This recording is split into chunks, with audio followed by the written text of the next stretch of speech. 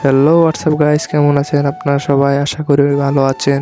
আজকে আমার ব্লগ 2 আর আমি যাচ্ছি আজকে নরসিংদী রেলওয়ে স্টেশন। আর স্টেশনে গিয়ে আজকে কি কাহিনী ঘটলো দেখার জন্য পুরো ভিডিওটা দেখতে থাকুন।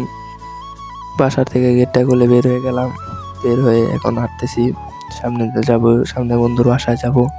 বন্ধু কল দিতেছে, ইনডেক্সে যাবে একটু, তাকে আমি ইনডেক্সে ড্রপ করে আমি স্টেশন চলে যাব। সেই ইনডেক্সে দেরি হবে, লেট হবে, তার জন্য আমি আর ইনডেক্সে ওয়েট করলাম না। বন্ধুর বাসা যাচ্ছি টুকি ভাই হাঁটতে হাঁটতে। একটু সামনে গেলেই বন্ধুর বাসা এসে পড়ছি। আমার আবার কল দিতেছে, বন্ধুর বাসার সামনে আমাকে কল দিয়ে বলতেছে সামনে এসে বসছে। ইনডেক্সে এই জায়গায় ওরে নামাই দিলাম, নামাই দিয়ে করলাম, আমি চলে আসলাম। আইসা স্টেশনে 1 ঘন্টা ধরে যাবত দাঁড়ায় দিছি, সে আসে না বন্ধু। ওদের নিরীহ ব্যক্তিরা আসে, কি পাপিস্টার আইসে আবার আমার সাথে করতেছে, মোবাইলটা থাপাতা ধরছে।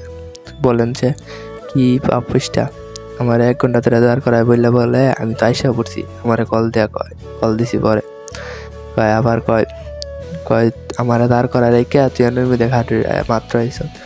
আমি কই তুই তো মাত্র আইস দেখছি কেমন। আবার ভুবন ভাই আসার কথা ছিল, ভুবন ভাইয়ের জন্য আবার ওয়েট করতে হবে। জিজ্ঞেস করলাম, ভুবন ভাই বলে আসতেছে, এখন যাই নরসিংদী ওভারব্রিজে উঠে বললাম। উঠে নরসিংদীর ভিউটা একটু দেখেন, ভিউটা খুবই সুন্দর নরসিংদীর।